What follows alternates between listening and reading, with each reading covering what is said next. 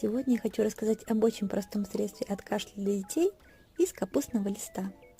Берем вот такие листья, желательно от зеленой молодой капусты, немножко их мнем, чтобы они стали плоские, и заливаем на минуту горячей водой, чтобы они стали теплые и мягкие.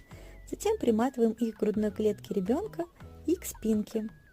Я использую пищевую пленку, чтобы не соскакивало. Затем укутываем малыша и даем ему 2 часа полежать, отдохнуть, или укутываем его на ночь.